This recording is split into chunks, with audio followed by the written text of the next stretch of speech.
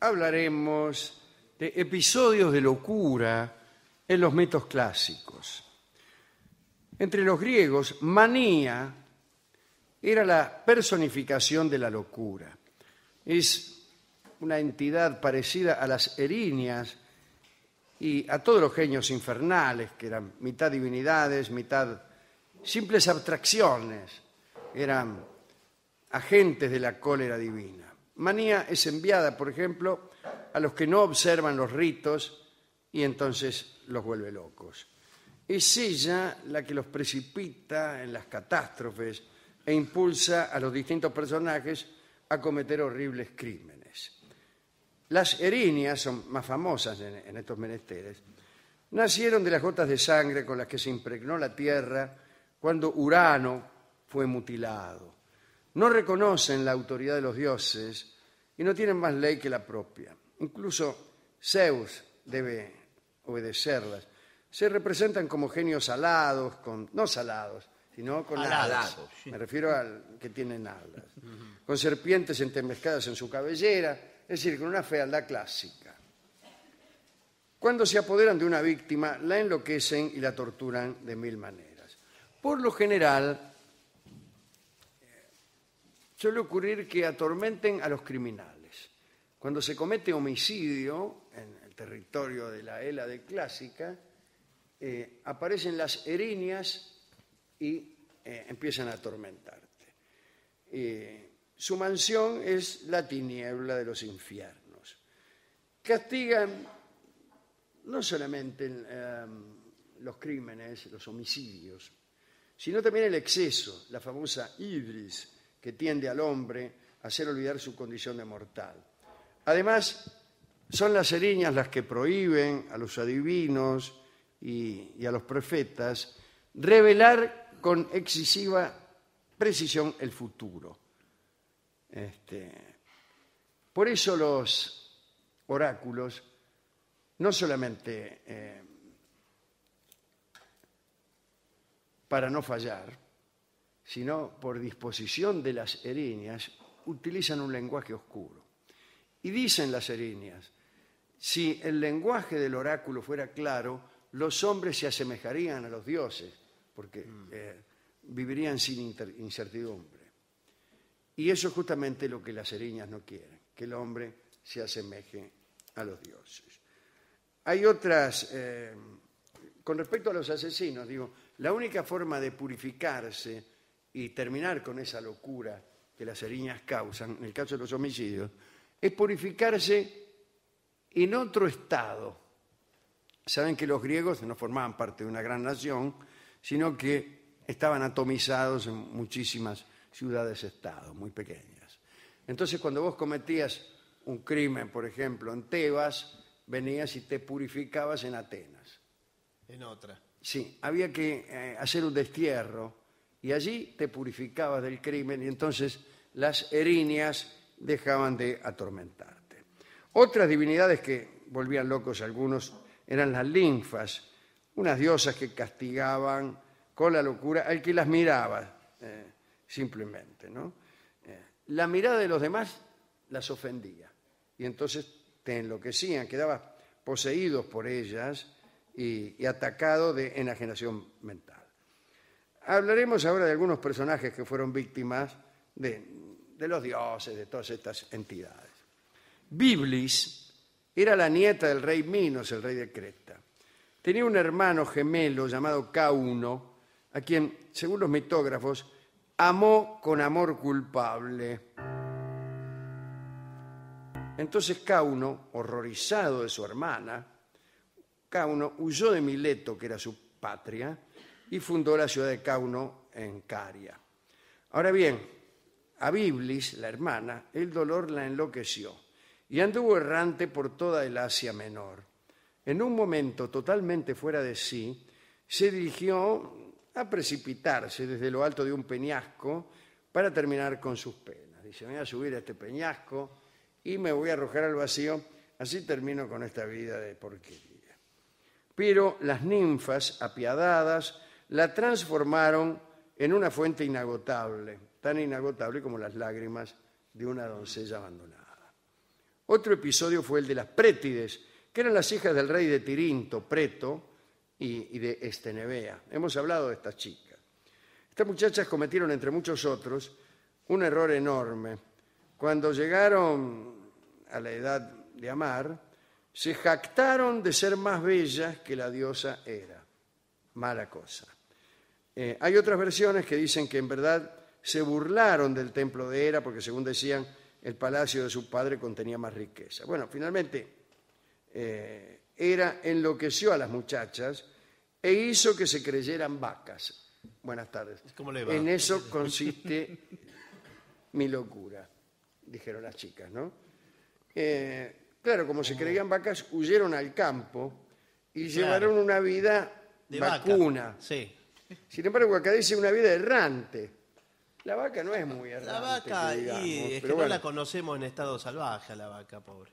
Ahora bien, el adivino Melampo le ofreció a Preto curarlas al cambio de la tercera parte de su reino. Me dice, dame la tercera parte de tu reino y yo te curo a tus hijas locas. Preto empezó a regatear, quiso bajar el precio. No, las chicas, la locura que tenían las chicas se duplicó. Corrían de acá para allá y se alimentaban de hierbas, pastos, toda clase de desperdicios. La vaca loca era. Sí, finalmente Preto accedió a pagar la tercera parte de su reino a Melampo, pero ya era medio tarde. Entonces el adivino, acompañado por los jóvenes más vigorosos de Argos, comenzó a seguir a las chicas por las montañas, todo esto lanzando grandes gritos, tanto los perseguidores como las perseguidas, entregándose a violentas danzas. Durante la persecución, la mayor de las hermanas, Ifinoe, murió de agotamiento, pero las otras dos fueron purificadas por medio de unas hierbas que Melampo mezcló con el agua de una fuente a la que ellas iban a beber. Melampo conocía aparte, Melampo era uno que conocía el lenguaje de los animales. Ah, ¿sí? Sí. Un día le contaré algún episodio. ¿Y podía hablar con ellos, digamos? No, él no hablaba, pero él entendía lo que entendía. decían. Por ejemplo, en una época estaba preso Melampo y oyó que unas termites que cundían en una de las vigas que sostenían el techo de su celda, hablaban entre ellas y decían que esa viga se iba a caer seguro al día siguiente. Entonces, con esa valiosísima información, alertó al carcelero y dijo, mire, le voy a decir esto, pero a cambio, De que me deje salir. claro, deme alguna ventaja. Y cuando se cayó el techo, todos creyeron que era el adivino, creyeron en sus dones y lo largaron, en fin, no importa. El caso es que sigamos con la locura. Un caso particular fue el de Cleómedes. Era un héroe de Astipalea y en los Juegos Olímpicos, en el combate de pugilato, había matado a su adversario, Ico de Epidauro. Lo mató de una piña en la pera, ¿no? Parece que los árbitros no lo declararon vencedor porque decían que había luchado de modo desleal. Y Cleómedes, que había prometido a su ciudad el triunfo, se volvió loco, imagínese. De regreso a su patria, derribó la columna que sustentaba el techo de una escuela Qué polenta. y causó la muerte de unos 60 alumnos. Luego, perseguido por los habitantes, imagínese usted, se refugió en el templo de Atenea. Nadie entró, naturalmente, pero los templos eran lugares donde uno podía refugiarse y nadie lo iba a buscar. Pero tampoco nadie volvió a ver a Cleómedes, el pugilista loco. A mí me gusta esta historia que voy a contar ahora, que es la historia de Ixión. Ixión era un tesalio que reinaba sobre los lapitas, el rey de los lapitas. Parece que Ixión se quería casar con Día, hija del rey de Ioneo, y a partir de esa obsesión se empezó a enloquecer, ¿no? Primero pidió la mano de la chica, le formuló grandes promesas a su padre. Le voy a dar esto, le voy a dar aquello, qué sé yo. Y se casaron. Un día viene el padre, el de Ioneo, y dice, bueno, todo lo que me prometiste, le había prometido regalos, plata, qué sé yo. Vengo a buscar los regalos que me prometiste para que te dejara casar con mi hija. E Ixión lo arrojó a un pozo lleno de brasas ardientes. Uy, qué por feo. toda respuesta. ¿Lo mató? Así que, claro. Así que venís a buscar lo que te debo. ¡Pua! Lo tiró a un pozo que justo, mire la casualidad, había un pozo lleno de brasas ardientes. No, Sí, lo estaba Ahí. esperando. Es raro, Bueno, ¿no? eso fue lo que motivó el asunto, porque Ixión dijo, "Ah, justo me viene a pedir la guita, justo, mirá qué casualidad, hay un pozo lleno de brasas Lo había ardientes". preparado para cocinar. No, dice, "Ah, yo lo tiro y lo tiro". Bien. Así que se había hecho culpable no solo de perjurio, ya que no cumplió las promesas, sino también de asesinato. Y por tal motivo los dioses lo enloquecieron. El horror suscitado por el asesinato de Ixión fue tal que nadie lo quería purificar, tal como he dicho recién, ¿no? Me voy a Atenas a purificarme. Le decía, no, acá no venga que no te purificamos. Y el único que se apiadó de él fue nada menos que el príncipe del Olimpo, Zeus, que lo libró de la locura. Lo trató bien, lo llevó al Olimpo, le dio de comer la ambrosía y le dio de tomar el néctar, de manera que lo hizo inmortal. Mirá cómo lo ayudó. Y el tipo fue muy desagradecido porque se quiso transar a Hera, ¿Por qué? la mujer de Zeus, No tenía arreglo. la reina del Olimpo. Trató de violarla, un día de atropellarla, así medio. Pero Zeus, para despistarlo, en ese mismo momento, formó una nube semejante a la diosa, una nube igual a la diosa, e hizo que Ixión se uniera a ese fantasma. Ahora bien, fantasma o no, de esa relación nació Centauro, que fue el padre de todos los centauros. Sí. Ante ese nuevo sacrilegio, a saber, tratar de atropellar a su mujer, Zeus decidió castigar a Ixión. Lo ató a una rueda encendida que giraba sin cesar, como los fuegos artificiales, y lo lanzó por el aire. Y como ya hemos dicho, lo había hecho inmortal, Ixión sufre este castigo en el infierno sin esperanza de que termine jamás. Un castigo eterno. Qué notable, ¿no? Acerca de la nube que hizo Zeus, igual... La nube fue como una tentación, como una prueba a ver si el tipo seguía adelante o no. Sí, acá dice que fue para confundirlo, para que... Claro. No, porque fue en el mismo momento que el tipo estaba atropellando a la mujer. Fue para salvarla a él. Pero, fíjese, ¿no? ¿Qué otra cosa es enamorarse de alguien sino enamorarse de una nube? Enamorarse de algo que nos parece a nosotros que es, pero que a lo mejor no es. El amor no es de otra naturaleza. Y fíjese que, de un modo poético, los griegos tal vez pensaban así. ¿Por qué esa nube, que no era la mujer La persona de Zeus, real. Claro. Dios, primero hizo el amor con Ixión y después, para certificar que eso sí sucedió, engendró El hijo. hijos de carne y hueso. Bueno, está bien, eran un poco caballos, Sí. como que eran centauros, pero bueno, no. Qué raro. Bien. Por último, contemos la desgracia de cierta mujer llamada Alcínoe, casada con Pólibo. Parece que la diosa Atenea se había enojado muchísimo con la muchacha por el siguiente motivo.